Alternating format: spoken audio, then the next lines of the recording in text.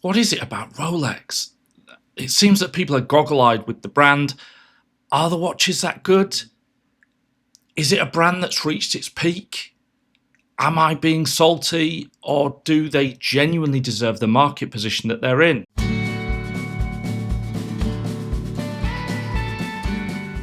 Welcome back to the channel. My name's Phil. I'm the Ordinary Watch Guy. I'm very ordinary, but the watches are always special. Okay, when it comes to Rolex, I might sound like a salty Omega fanboy, and I absolutely do take that criticism on the chin.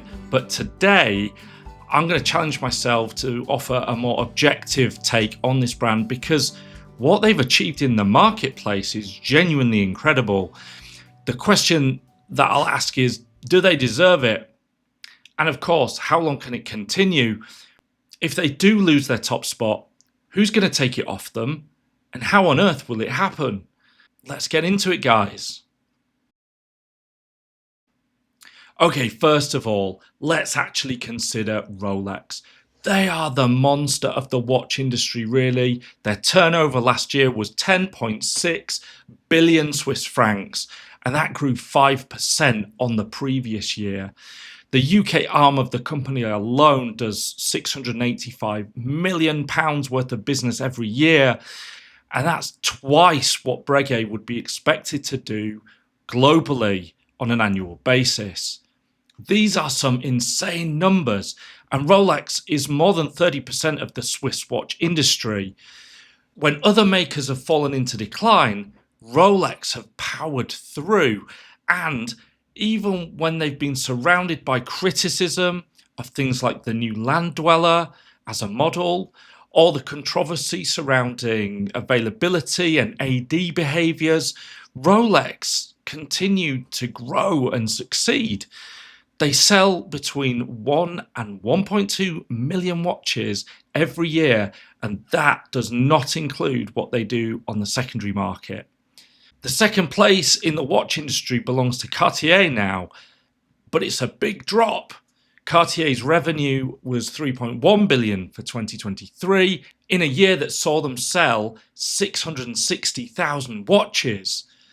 For Omega, a brand that even I have to admit lives somewhat in the alternative shadow to Rolex, the turnover is 2.39 billion and the market share is 7%. Let's be clear here, if Rolex does get knocked off the top, it will be like when Buster Douglas knocked out Mike Tyson in Tokyo for shock value, and I think it would take something pretty seismic inside of Rolex to provoke the kind of vulnerability to being overtaken. We're talking fall of Rome type stuff.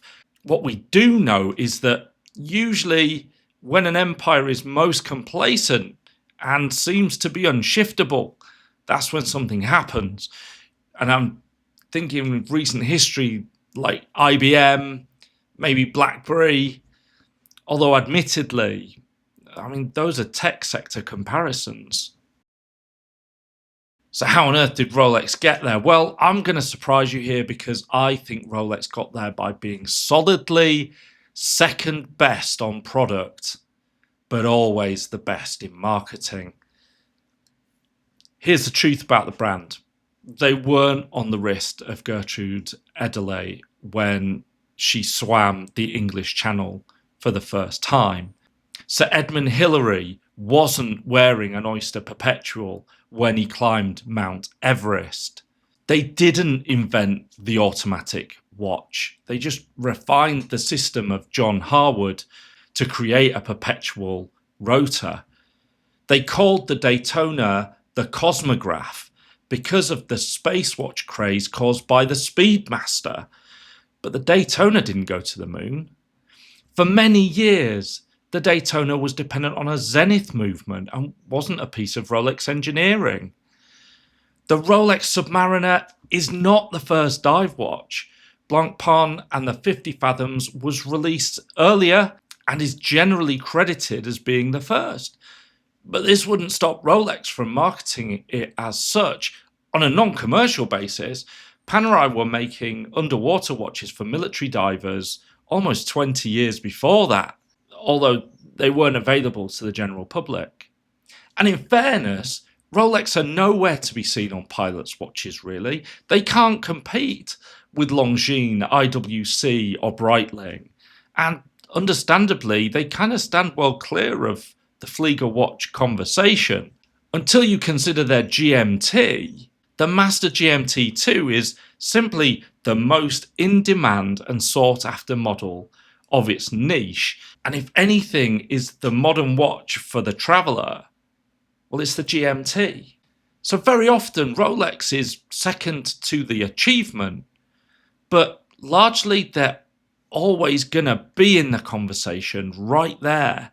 And when everyone else gets to celebrate their individual first, like Omega going to space or Blancpain underwater, Rolex is always there every single time, breathing down their neck. And I think quite rightly, Rolex get their flowers for making insanely good tool watches that can absolutely get the job done.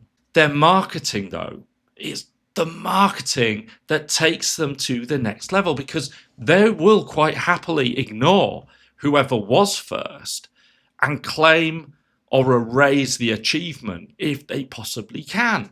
The marketing is ridiculously good, and I'd go so far to suggest that in any industry, Rolex might be the GOAT for marketing their brand. There are few brands that can stand next to Rolex in that way. This does sometimes generate some salty resentment from the fans of other brands who, the brands that did make the historic firsts and each have their own iconic pieces. But let me put it this way. Even if I think that Rolex is overvalued on the secondary market because of hyper marketing, none of this would work if Rolex didn't make damn good watches that utterly convince their customer base. So why are they so convincing? Well, I think it's a combination of factors at play here. There are better watches.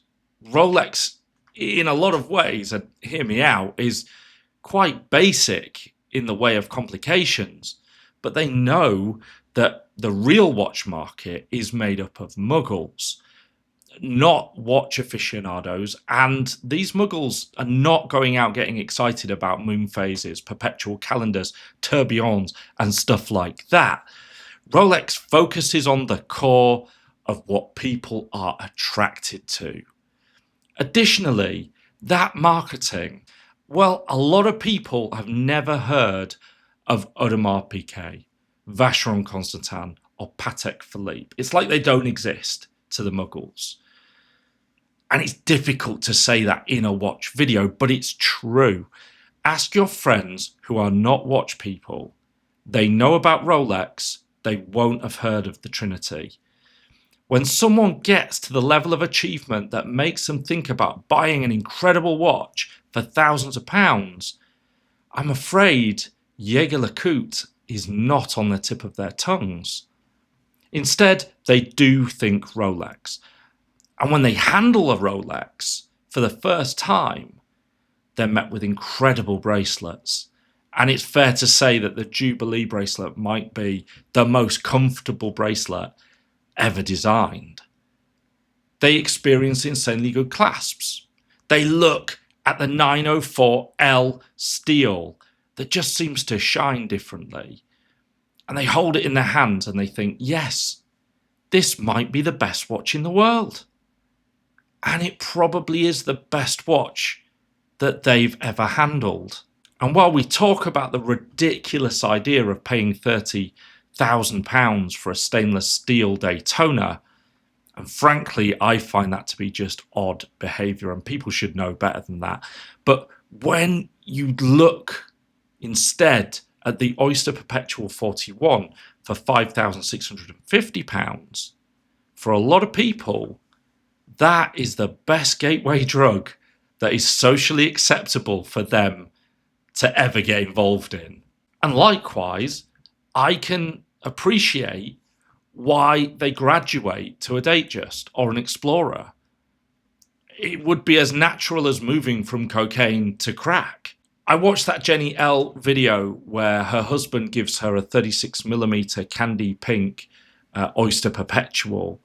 And if you haven't watched that video, I think you should, because it just captures the unmitigated, incoherent delight of receiving the watch.